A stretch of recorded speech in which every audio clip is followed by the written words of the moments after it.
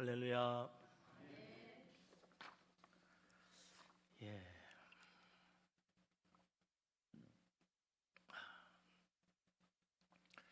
요즘 세계 기후가 좀 이상하지요. 여름에도 막 한파가 오기도 하고, 겨울에 막 훈풍이 불기도 하고, 겨울에 얼음 안 온 지가 지금 됐죠. 여름에 우박이 막 쏟아지기도 하고 그럽니다만, 우리나라가 지금 한 3년 이상 태풍이 안 왔어요. 그러니까 태풍이 안 오니까 좋은 것 같은데, 이게 또 문제가 있습니다. 태풍이 와가지고 바닷물을 막 뒤집어줘야 물고기들이 막 먹이가 많아져가지고 막 모여들거든요.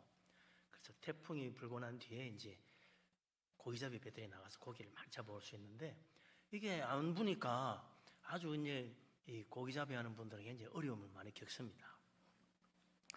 이 모든 게 다 이제 양면이 있거든요. 태풍이 불어서 피해를 보는 사람도 있지만, 태풍이 불어서 이익을 보는 사람도 생긴다. 근데 하여튼 여름이 되면 이제 뭐 태풍, 여름이 지나고 가을이 접어들면 태풍이 불겠지, 안 부는 수도 있고, 또 이제 가을이 되니까 날씨가 좀 쌀쌀해지겠지, 갑자기 따뜻해가지고 도대체 이게 여름이 안 가나 싶을 때도 있고 말이죠. 봄이 됐는데 아직도 날씨가 안 풀려. 그래가지고 올 여름, 올 봄은 왜 이렇게 봄같이 가고 겨울이 계속되다가 갑자기 더워져가지고 이 날씨가 왜 이래 그랬잖아요. 기후라는 게 일정하게 항상 똑같은 형태로 찾아오면 좋겠는데 그렇지 않을 때가 있는 거죠. 오늘 이 잠언에 솔로몬이 하는 말, 이 13절 말씀도 뭐 그런 거라고 생각할 수가 있습니다. 23절에 뭐라고 그랬나 읽어보겠습니다. 북풍이 비를 일으킴같이 참수하는 혀는 사람의 얼굴에 분을 일으키느니라. 아멘. 북풍이 비를 일으킨다. 이게 이스라엘 나라에는 안 맞는 이야기입니다. 이스라엘 기후는요, 지중해에서 서쪽에서 바람이 불어와야, 우리나라 이쪽에 서쪽에서 바람이 불어와야 이게 비가 오는 거예요. 그래서 그 엘리야도 갈멜산에 올라가가지고 꼭대기에서 지중해를 바라보고, 서쪽이죠, 바라보고 막 7번 기도를 했는데, 자 서쪽 바다 끝에서 손바닥만한 구름이 일어나가지고 이제 그게 비구름이 되고 막 쏟아지잖아요. 그러니까 서쪽에서 바람이 불어야 이게 비가 오는 겁니다. 근데 이스라엘 나라는 동쪽에서 바람이 분다 그러면, 동쪽의 바람은 아주 그 사막의 건조한 바람이기 때문에 가뭄이 들어요. 동풍이 계속 불면 가뭄이 듭니다. 이 마른 바람이 오는 거죠. 그래서 이스라엘 백성들이 출애굽할 때도 홍해를 건너는데 하나님이 밤새도록 동풍으로 이 바다를 말려가지고 이스라엘 사람들이 마른 땅을 밟고 지나가겠다 그랬어요. 그러니까 동풍은 건조한 바람이라 이 습기를 다 말려버리는 겁니다. 그래서 이 홍해 바다 밑바닥을 말려가지고 이스라엘 사람들이 무사히 잘 지나가게 됐다, 그런 이야기죠. 그런데 이 북풍이 분다? 북풍은 비가 오는 바람이 아니에요. 그래서 이 솔로몬이 한 13절의 잠언은 본래 이스라엘 기후에 안 맞는 거기 때문에 아마 다른 나라에서 들어온 잠언이 아니냐, 이렇게 말하기도 합니다. 그런데 그렇게만 볼 것 같으면 구태여 이걸 고쳐서 하지, 솔로몬이 바보도 아닌데 서풍이 비를 일으킨 같이 이렇게 해 맞지, 북풍이라고 왜 그대로 썼겠냐, 다른 의미가 있다고 보는 거죠. 그래서 이스라엘 기후에는 북풍은 비를 불러오지 않는데, 예상 밖으로 정말 기후에 난동이 일어나듯이 북풍이 불었는데 비가 오는 거야. 그러면 사람들 어떻게 생각했어요? 야, 이거 이상하다. 북풍이 불었는데 왜 비가 오지? 이 기후 이상 기후네, 이럴 거 아니에요. 바로 그걸 지금 솔로몬이 이야기하고 있다고 봐야 된다는 겁니다. 북풍이 부니 비가 안 올 거로 생각하고 아무런 대비를 안 했는데 갑자기 비가 막 쏟아지는 거예요. 그럼 어떻게 됩니까? 큰일 났지, 당황하는 거야. 예상치 못하게 비가 오는 거예요. 이런 일들을 우리나라로 치면, 우리나라 속담에 뭐라 그럽니까? 뒤통수 만든다는 말이죠. 뒤통수 만든다. 뒤통수 만든, 예상치 못한 일을 당하는 거야. 그러면 큰 손해를 볼 수도 있는 거죠. 우리 인간사로 말하자면 배신당하는 것과 같다. 그 사람이 그럴 줄 몰랐다. 아니, 저 사람이 나를 보고 욕을 했어? 그럴 수가 있나? 이런 그 배신감을 느끼는 일. 그러니까 북풍이 비가 오다니 무슨 소리야? 그럴 리가 없는데 같은 거예요. 그 사람이 그럴 수가 있나? 그럴 리가 없는데 이런 일이 생긴다는 거죠. 그렇게 되면 사람이 얼마나 당황하고 또 배신을 당하면 화가 나겠어요. 그런 것처럼 참소하는 혀는 사람의 얼굴에 불을 일으킨다. 이 참소하는 혀도요, 뭐 당연히 그럴 줄 알았던 사람이 그랬으면 그럴 줄 알았어 안 그래도 이럴 텐데, 전혀 예상치 못한 사람, 믿었던 사람이 뜻밖에도 나를 배신하고 등을 돌리고 욕을 하고 비난한다. 그러면 정말 화가 날 거라. 그럴 수가 있나? 더 크게 분노할 거래. 그래서 믿는 도끼 발등 지키듯이 북풍이 비를 일으키다니, 정말 비가 안 올 줄 알고 방심하고 있었는데, 마음 턱 놓고 있었는데 뜻밖의 비가 오니까 이거 정말 어떻게 하면 좋으냐? 그런데 우리 인생에도 그렇게 생각지 못한, 믿었던 사람이 나에게 등을 돌리고 정말 신뢰했던 사람이 나에게 배신을 하는 일이 생길 수 있다. 그럴 때 우리가 얼마나 분노하겠냐. 그 사람이 나를 참소해서, 그 사람이 나를 비난해서, 그 사람이 나를 욕을 해서 그럴 수가 있나, 이렇게 분노하게 되는 거죠. 우리 성경에 보면 배신자라고 하면 딱 떠오르는 사람이 있죠. 가룟 유다. 예수님 배신했잖아요. 모든 제자들이 가룟 유다가 그럴 줄 몰랐다. 근데 예수님은 이미 아셨어. 그래가지고 십자가 지시기 전날 밤 마지막 만찬을 나누실 때 가룟 유다를 내보내잖아요. 네 할 일을 하라 그러 내보내잖아요. 너희 중에 하나가 나를 배신할 것이다. 제자들이 그럴 리가 있습니까? 내가 그런다고요? 누가 그래요? 이러는데 가룟 유다도 저는 아니죠? 이러면서 말이지 뻔뻔한 얼굴로 자기는 아닌 것처럼 이미 다 이야기해놓고 와가지고, 그리고는 나가가지고 결국 예수님을 이제 붙잡기 위해서 사람들 데리고 와가지고 예수님 딱 기도하는 거 가가지고 예수님 붙잡게 하잖아요. 배신하고 예수님 팔아먹었단 말이에요. 근데 예수님이 십자가 지시기 전날 비로소 알았냐? 아닙니다. 주님은 진작부터 알고 있어서. 그래서 요한복음 6장 70절에 보면 예수님이 오병이어의 기적을 행하고 사람들에게 유명한 설교를 하잖아요. 그게 이제 우리가 우리 교회에서 성찬할 때마다 제가 읽어주는 구절이에요. 내 살을 먹고 내 피를 마시는 자는 영생을 얻었고, 그 이야기. 나는 하늘에서 내려온 참떡이라. 나를 믿는 자는 그동안 먹었던 떡과 달리 영원히 죽지 않는 생명을 얻는다고 예수님 하시면, 그 말씀을 쭉 하시고 난 다음에 제자들에게 이 말씀하십니다. 내가 너희 12를 택하지 아니하였느냐? 그러나 너희 중에 한 사람은 마귀니라 그랬어요. 누굽니까? 가룟 유다 말하는 거지. 예수님 이 말씀하신 때는 주님이 천국 복음 사역을 시작하던 초기입니다. 갈릴리 계실 때, 아직 예루살렘 올라가지도 않았어. 갈릴리 계실 때 이 말씀을 했습니다. 예수님이 12사도를 어떻게 뽑았어요? 밤새도록 기도하시고 주님을 따르는 수많은 사람 가운데 12를 특별히 택했습니다. 정말 그 12를 택해서 신중하게 택했어요. 이 사람들이라면 정말 모든 사람들도 맞아, 저런 사람이 예수님의 제자가 돼야지 하고 다 인정할 만한 훌륭한 사람, 정말 신실하게 보이고 모든 사람이 칭찬받을 만한 사람을 골랐다 이거죠. 그런데 얼마 가지 않아 가지고 이 가룟 유다가 보기와 달리 마음속이 사탄적인 것을 예수님이 발견하신 거죠. 너희 중에 하나는 사탄이다. 다른 제자들은 몰랐습니다. 가룟 유다가 워낙 열심히 잘하니까, 야, 세상에 제일 믿을 만한 사람 가룟 유다야. 그래서 헌금궤도 가룟 유다에 맡기면 틀림없잖아. 가룟 유다에게 맡겼어요. 돈주머니에 다 맡았어. 그런데 이 가룟 유다가 어떻게 합니까? 돈주머니에서 돈을 빼가니 자꾸만 헌금하면서 돈을 자꾸 빼가 지 주머니에 집어넣는 거야. 하나님의 돈을 지 주머니에 자꾸 집어넣네? 그뿐입니까? 그래가 나중에는 구제한다 그러면서 또 돈 빼먹고 이러는 거야. 그러더니 나중에는 예수님을 은삼십 받고 팔아먹는 배신자가 됐다. 제자들은 정말로 몰랐습니다. 예수님을 잡아갈 때까지 몰랐던 거지. 가룟 유다인데 얼마나 놀랬겠어요. 예수님은 이미 아셔서 형제여, 네가 할 일을 해라. 네가 입맞춤으로 나를 파느냐? 주님이 그 말씀하시면서 그냥 다 붙잡혀 가셨단 말이죠. 그렇게 주님이 십자가의 고난을 받으셨죠.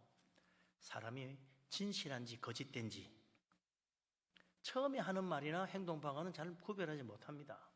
그러나 지내보면 그 사람 하는 말이 진실한지 거짓된지, 그 사람의 행동이 진실한지 거짓된지 차차차차 드러나게 돼 있어요.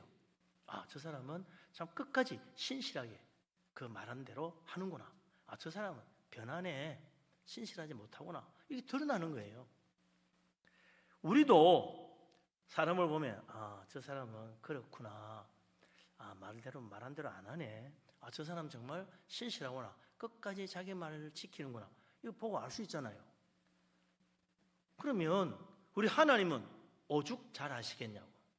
사람의 중심을 보시는 하나님, 정말 신실한 사람인지 거짓된 사람인지, 처음에는 하는 척 하다가 나중에는 진실하지 못한 모습을 드러내는지, 그건 우리 하나님은 미리 다 아시는 거예요. 우리는 잘 모르다가 나중에 알지만 하나님은 아시는 거야.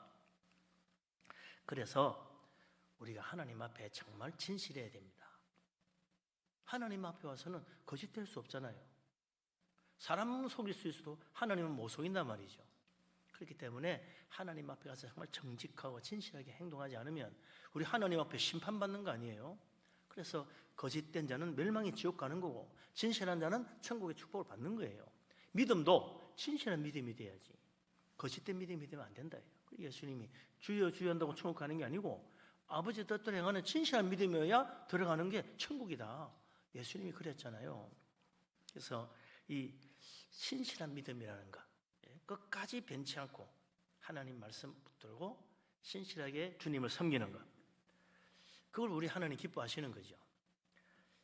그런데 살다 보면 예상치 못한 배신, 또 뜻밖의 참 우리를 분노하게 만드는 그런 일들이 일어날 수 있다. 그래서 어떻게 해요? 사람을 믿지 말라는 말이 그래서 나오는 겁니다. 사람 믿으면 안 되는 거야. 믿을 수 있는 분은 누굽니까? 오직 한 분, 하나님밖에 없어요. 그 마가복음 10장 18절에 보면 어떤 사람이 막 예수님께 달려와가 묻잖아요. 선생님, 선한 선생님, 내가 무엇을 하여야 영생을 얻으리까? 그랬어요. 예수님이 그 말을 듣고 어찌하여 나를 선하다 일컫느냐? 하나님 한 분 외에는 선한 이가 없느니라 그랬어요. 어떤 사람이라도 그를 선하다고 생각하고 그를 믿었다가는 결국은 낭패를 당하게 돼 있다. 반드시 실망하게 돼 있고 반드시 마음에 상처받게 돼 있다. 예수님이 지적하는 거죠. 왜 나를 사람을 보고 선하다 하냐? 하나님이라야 선한 것이다. 이 말씀에는 그 사람에게 또 다른 의미가 있는 거죠. 하나님 외에 사람 보고 선하다 하면 안 된다. 네가 나를 참으로 선하다고 하고 믿는다면 너는 나를 누구라고 생각하느냐? 그런 질문도 되는 거예요. 네가 정말 나를 선하다고 믿냐? 그럼 내가 누구야? 정말 나를 하나님이라고 생각하니? 이런 질문도 되는 겁니다. 이 친구는 그런 건 없어. 그러면서 예수님 선하다 그래. 그러니까 네가 자꾸 함정에 빠지는 거야. 진리에 이르지 못하는 거야. 그 이야기죠. 어떤 사람이라도 그를 선하다고 생각하는 건 잘못된 생각입니다. 성자라도요, 그 사람은 진짜 선한 사람일 거야? 천만에 아닙니다. 그도 역시 죄인이요. 그래서 어떤 사람이 선하다 혹은 어렵다 이렇게 믿는 것, 나중에 다 내가 거기에 대해서 실망하게 돼 있고, 뭐 나쁘게 말하면 뒤통수 맞을 수도 있는 거예요. 그러니 세상에 그럴 수가 있나? 그 선한 줄 알았더니 어려운 줄 알았더니 행편없는 사람이네. 그럴 수 있거든. 그때 가서 화낼 거 없어. 우리 예수님이 그랬잖아요. 하나님 한 분 외에는 선한 이도 없고 하나님 한 분 외에는 어려운 자가 없는 거예요. 모든 사람은 다 죄인이잖아요. 다 죄인이에요. 그런데 어떻게 선하다는 말을 할 수가 있어? 어렵다는 말도 못하는 거지. 그래서 사도 바울이 로마서 3장 10절 12절에 유명한 말을 했잖아요. 의인은 없나니 하나도 없다. 이 세상에 누구도 의인은 없다. 선을 행하는 사람이 없으니 하나도 없도다 그랬어요. 단 한 명도 없는 거예요. 정말로 선한 사람이 없다. 정말 의를 행하는 사람도 없다. 의인도 없고 선한 이도 없다. 오직 참으로 선하신 분은 하나님 한 분이요, 참으로 어려우신 분은 하나님 한 분밖에 없다. 그래서 우리가 하나님 앞에서 다른 남을 선하다 어렵다 믿어도 안 되지만 나 자신을 선하다 어렵다고 여기도 안 된다. 나도 사람이잖아. 나는 예외요? 아니지. 나를 선하다 믿는 것도 착각이고 나를 어렵다고 믿는 것도 정말 어리석은 생각이야. 우리는 하나님 앞에 뭘 해야 돼요? 하나님, 나는 죄인입니다고 고백하고 회개해야 되는 것이 우리 인간의 본 모습이지, 결코 하나님 저는 선합니다, 나는 이제 의인 됐습니다, 그런 착각하면 안 된다. 아무리 좋은 일 많이 해도요, 아무리 바르게 살래도 하나님 앞에 어렵다 인정받는 길은 회개하는 것밖에 없어요. 내가 하나님 앞에 오늘도 회개하며 엎드려 주여 나는 죄인입니다 고백할 때 하나님의 은혜로 십자가의 피로 씻음받아 하나님 앞에 어렵게 서는 거지, 그 위에 구원의 길은 없는 거예요. 그래서 우리는 하나님 앞에 갈 때마다 늘 하나님 내가 죄인입니다, 주님 앞에 올 때 언제나 하나님 앞에 회개하는 믿음으로 와야 된다. 오늘 예배할 때도 먼저 와서 하나님 내가 죄인입니다, 나를 불쌍히 여기십시오, 주님 은혜가 필요합니다 이러면서 예배하는 거지. 하나님 내가 이번에는 정말 한 주간 동안 깨끗하게 살았어요, 오늘 이 예배는 하나님 정말 받으실만 하겠지요? 아닙니다. 착각하지 마세요. 어리석은 생각이에요. 하나님 한 분 외에는 선한 이가 없습니다. 나는 죄인입니다. 그래서 주님 앞에 늘 회개하고 십자가 은혜를 의지해야 됩니다.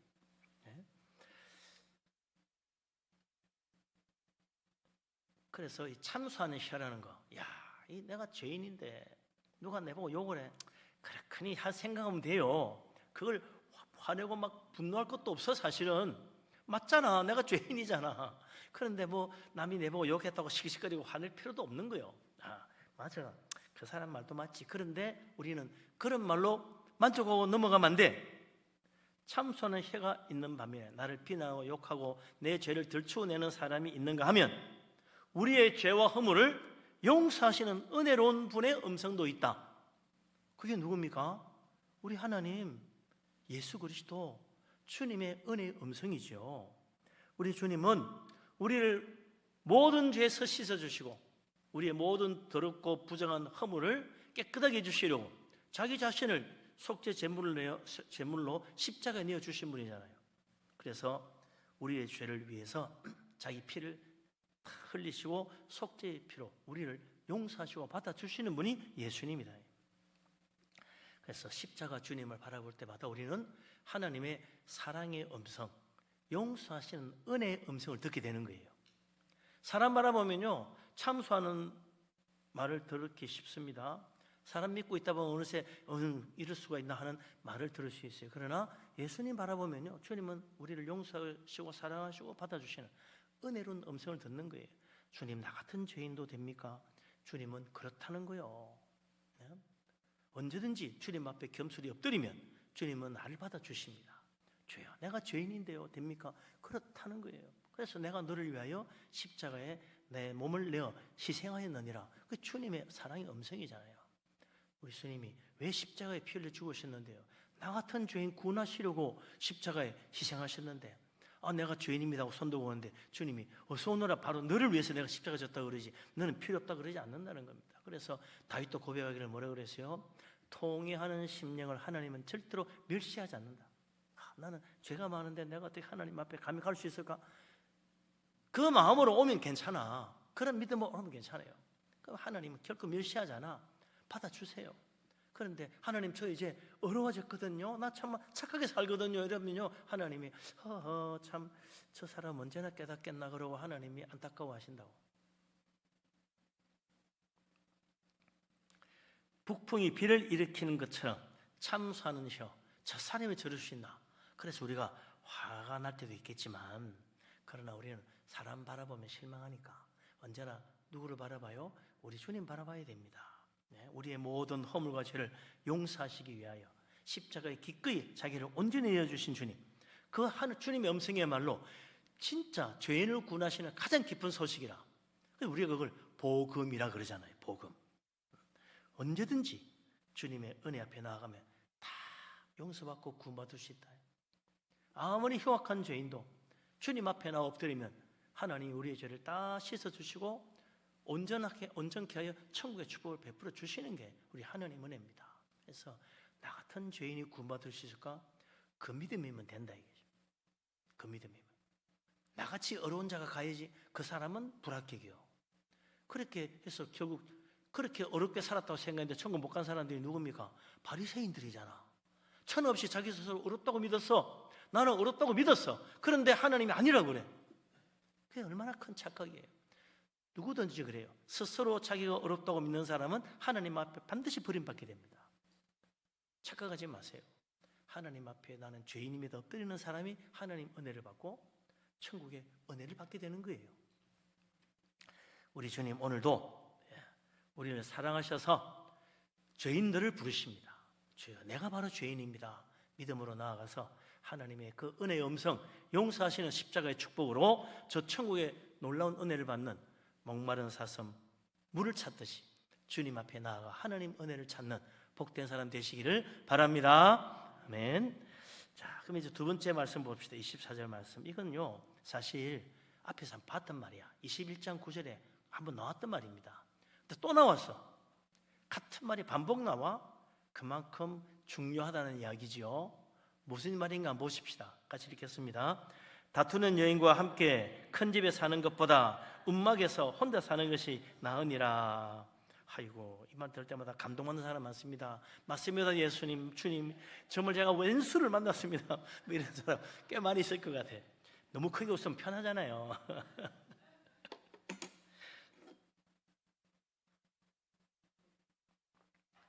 다투는 남편, 다투는 여인, 함께 큰 집에 산들 무슨 소용이냐? 그게 행복이냐? 아니다. 차라리 움막에서 혼자 사는 게 낫다. 이 움막이라는 말은 사실은요, 지붕 위의 집이야. 우리는 지금 옥탑방 같은 거. 옥탑방, 그 제일 안 좋은 데가 옥탑방이잖아. 여름에 덥고 겨울에 춥고. 그 옥탑방에 차라리 혼자 사는 게 낫지. 그 집안에 같이 살겠냐? 차라리 저 지붕 위에 올라가 살아라, 그 말이야. 그런데 우리 하나님이 태초에 사람을 지으실 때 뭐라 그랬습니까? 아담을 짓고 나서 하나님 말씀하기를 이브를 만들어서 둘이 한 몸을 이루어 주었잖아요. 행복하게 살라고. 이 가정의 화목은 하나님이 주시는 선물입니다. 최고의 축복이요. 그런데 어쩌다 보니까 다투는 사람 만나가지고 정말 죽겠어. 날마다 말다툼 안 할 날이 없고 날마다 그냥 안 싸우는 날이 없네. 기분 상해서 에이 때리치워 하고 나왔다가 또 속이 상해가 또 있다가 들어가고 그러는데 얼마나 많이 마음이 안 맞는 사람 만나는 거 이거 참 불행입니다. 근데 과연 이 세상에 마음이 딱 맞는 사람 몇이나 있을까? 저는 그런 사람 하나도 없을 것 같아. 그러니까 하나님이 아담과 이브를 짝 지어주면서 뭐라 그랬습니까? 하나님이 내가 아담을 위하여 딱 맞는 마음에 딱 맞는 사람을 만들어주겠다 그러지 않았어. 어떤 사람 만들어주는 거였어요? 하나님, 내가 아담을 위해서 돕는 배필을 지어주겠다 그랬어. 돕는 배필. 왜 도와줘야 돼요? 잘났으면 도울 필요 있나? 못났으니까 돕는 거지.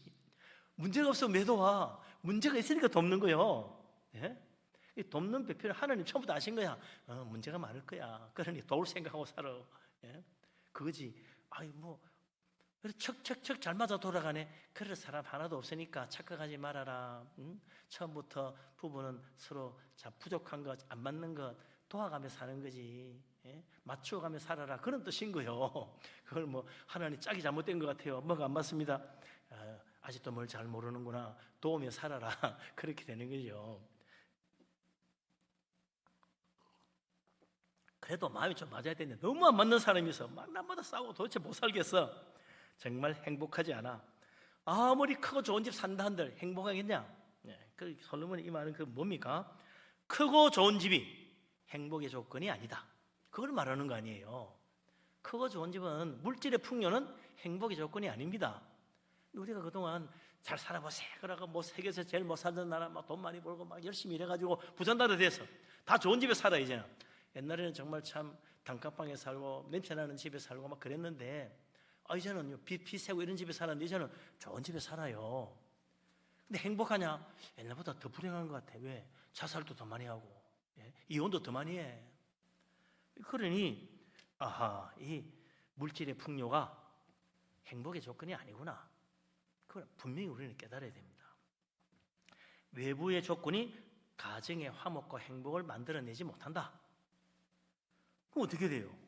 이 행복과 이 화목은 사람 마음에서 나오는 건데 외부의 조건에 맞추려고 하지 말아야 된다. 마음을 맞춰야지. 창세기 2장 18절에 하나님이 아담을 만들고 나서 가만 혼자 있는 거 보니까 혼자 사는 것이 좋지 못하다고 하면서 내가 그를 위해서 돕는 배필을 지어주겠다 그랬잖아요. 그러니까 혼자 사는 게 안 좋은 거야. 그런데 다투는 사람과 같이 사느니 움막이 혼자 사는 게 낫다고 솔로몬은 거꾸로 말하네. 어떻게 된 겁니까? 안 맞는 사람하고 사사건건 다투고 사는 것보다는 아무리 큰 집 무슨 소용이냐. 차라리 초라하고 보잘것없어도 저 지붕 위에 옥탑방 가서 그냥 움막 하나 짓고 사는 게 낫지. 그렇게 말할 정도로 불행하게까지 가면 안 된다. 그 이야기를 우선 우리 받아야 됩니다. 그렇게까지 가지 말아라. 근데 그렇게까지 가는 사람이 종종 있어. 그게 참 불행이죠. 마음을 맞추려면 이게 맞아집니까? 안 맞지. 두 개 안 맞는 걸 탁 붙이려면 어떻게 돼요? 접착제가 있어야 돼. 접착제. 아무리 안 붙는 것도 접착제 붙이면 딱 붙어요. 그러니까 이 부부가 혹은 함께 일하는 사람이 잘 마음이 맞아서 잘 하려고 하면 접착제가 있어야 되잖아. 그게 뭡니까? 하나님 믿음의 은혜라. 우리 주님이 우리를 사랑으로 붙잡아 줘서 붙여줘야 이게 잘 붙는 거지. 안 그러면 우리 인간적으로요, 내 인격 가지고 내 성격 가지고 나는 워낙 사람이 좋으니까 이래가 나를 믿고 붙으려 해봐야 안 붙어. 계속 불화야. 내가 이렇게 사람 좋은데 왜 저러지? 안 돼요. 예수님 의지해야 됩니다. 주님이 우리의 중보자가 돼야 된다고. 그래서 예수님을 가정의 목자로 모셔야 된다는 말이 나오는 겁니다. 우리 가정에 예수님이 계셔야 돼. 예수님이 중심이 돼야 돼. 그러면 화목하게 살 수 있는 거죠. 예수님이 중심이 되면 거기에 평안이 있고 행복이 있는 겁니다. 안 그러면 안 된다. 그러지 않고 자꾸 외부적인 걸 따져가다 보면 실패합니다. 좋은 집 지으면 그때는 행복이 좀 더 큰 집 가면 행복해지겠지? 착각하지 마세요. 큰 집 가가 더 불행해질 수도 있어. 너무 커도 불행하대요. 적당한 크기가 돼야지. 집이 너무 커도 사람이 그 속에서 외로움을 느낀대. 그러니까 적당하게 커야 돼.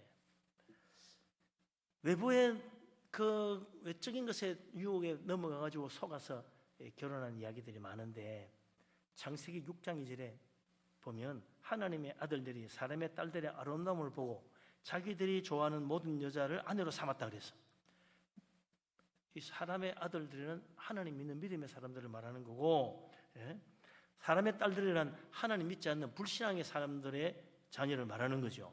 그래서 서로 보고 야 너무 이쁘네 멋있네 해가지고 믿음 안 보고 마음 속은 안 보고 겉만 보고 결혼했다는 거예요. 그래서 행복했냐? 그 결과가 뭡니까? 창세기 6장 5절 7절에 보면은 사람의 죄악이 세상에 가득했다. 하나님이 이 땅 지으신 걸 한탄하시고 홍수로 다 멸하셨어요. 그러니 믿음을 보지 않고 겉모습만 보고 외적인 것만 보고 물질적인 것만 생각하고 결혼했다가는 큰 낭패를 당한다. 뭐 결혼은 아니라도 그래요. 뭐 친구를 사귀든 동업을 하든 뭘 하든 같이 일하든 겉모습만 보고 외부적인 조건만 따지고 하다가는 낭패당하게 돼 있다. 큰 집도 아름다움도 물질의 조건도 외적인 모양도 행복의 조건은 아닙니다. 진짜 중요한 것은 하나님 믿는 믿음이라야 된다. 우리가 믿는 주님이 우리 가운데 계셔야 한다. 그래서 믿음의 가정을 이루라고 자꾸 하는 거예요. 우리 가정, 예수님 중심의 가정, 복음화된 가정, 우리 가족들 다 하나님 성민의 가정 되면 그보다 더 없이 행복한 가정이 어디 있겠습니까? 우리 교회 모든 성도님 가정에 복음화 이루어지고 예수님 모시고 사는 믿음의 가정 되어서 진짜 행복을 이루는 축복의 가정 되시기를 바랍니다. 마지막 25절 말씀 보지요. 25절. 먼 땅에서 오는 좋은 기별은 목마른 사람에게 냉수와 같으니라. 아멘. 목마른 사람에게 냉수라. 무더운 여름에 땀 뻘뻘 흘리는데 냉수 한 잔 탁 주면 얼마나 좋겠어요. 먼 땅에서 오는 기별이 그렇다. 목마른 사람 물을 잔뜩 기다리는데 먼 땅에서 오는 좋은 기별, 좋은 소식이 와야 될 텐데 안 좋은 소식 오면 안 되지. 기다리고 기다렸는데 좋은 소식이 와야지요.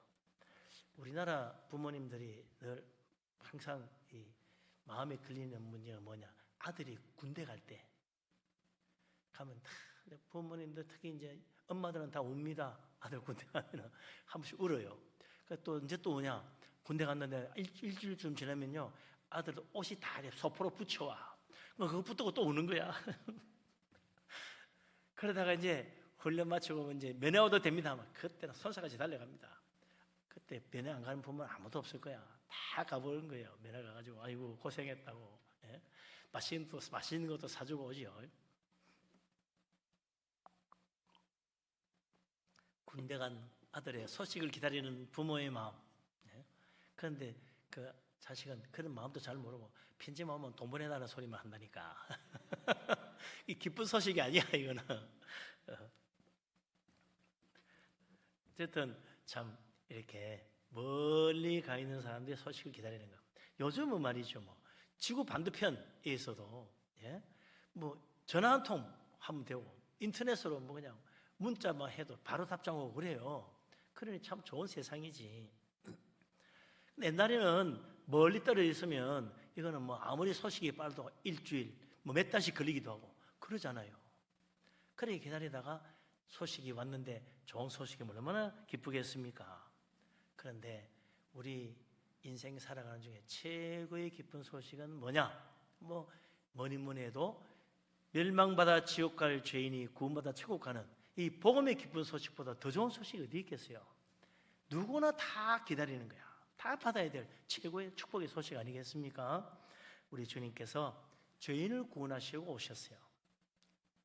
멸망받을 죄인들, 지옥에 갈 죄인들을 주님이 십자가 은혜로 구원하시려고 이 땅에 오셔서 하늘 영광 부리고 사람의 몸을 입고 우리의 모든 죄를 짊어지고 십자가에 희생하여 자기 자신을 속죄 제물로 내어주셨어요.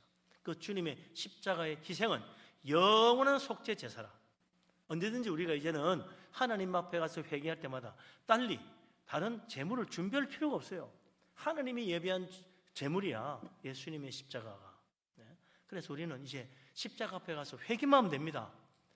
옛날에도 과거에 우리도 하나님 앞에 십자가 앞에 가서 회개하면 다 용서받고, 오늘 우리가 지은 죄도 십자가 앞에 가면 다 회개하고 용서받고, 앞으로 내일 있을 미래의 죄도 앞으로 십자가 앞에 가서 회개하면 다 용서받을 수 있어. 얼마나 놀라운 은혜입니까? 구원의 길이 활짝 열렸다. 죄인이 용서받고 구원받는 길이 활짝 열린 거예요. 그래서 주님 앞에 참으로 나의 죄를 내어놓고 회개하면 우리 하나님 언제든지 씻어주시고 구원하시고 은혜 베풀어 주신다. 몇 번이나 그렇게 이거 뭐 자꾸 이렇게 미안하고 말이지, 한 번 하면 되지 몇 번이나 해야 돼? 우리 예수님이 그랬잖아요. 7번씩 70번이라도 용서하라. 우리 하나님 그러신 분이요, 7번씩 70번이라도 용서하시는 분이다. 그러니 미안하다고 생각하지 말고 또 내가 무슨 낯으로 회개하지 라고 생각하지 말고 언제든지 다시 와라. 언제든지 다시 용서한다. 7번씩 70번을 용서해 주시니 오라는 거예요. 그 회개를 하라는데 그거 안 하겠다고 버티는 사람 어리석은 사람이야. 옛날에 했는데 뭐 또 합니까? 믿음 없는 사람이야. 정말 믿음이 있다면 주님이 언제라도 용서하시는 그 은혜를 믿어야 된다 이거죠. 그걸 못 믿는 사람들은 뭐 한 번 하면 됐지 또 하냐고 됐다고 나는 그때 다 용서받은 걸 믿고 그래 살겠다고 그런다고 됩니까? 그건 아니잖아요. 그럼 예수님 7번씩 7번씩 용서하란 말을 왜 하겠어? 한 번만 용서하고 끝내 그러지. 왜 7번씩 7번 용서하라 그래요? 우리 하나님이 그렇게 하시는 분이야. 언제든지 주님 앞에 오면 어떤 죄라도 다 씻어주시고 또 용서해 주십니다. 그래서 우리 하나님, 우리가 허물 많고 또 죄 짓는 죄인인 줄 알고 계십니다. 그걸 인정하고 주님 앞에 엎드리는 자를 하나님 불쌍히 여기시고 은혜 베푸신다 이거죠. 그러니 그보다 더 깊은 소식이 어디 있겠습니까? 이 깊은 소식을 나만 알고 있으면 안 된다. 우리 전해야 되겠다. 그래서 전도하는 거 아니에요? 우리 이웃에도, 우리가 아는 다른 친구들에게도 이 깊은 소식, 정말 좋은 소식인데 전도해서 많은 사람을 구원하는 또 축복도 받게 되기를 바랍니다. 아멘. 기도합니다.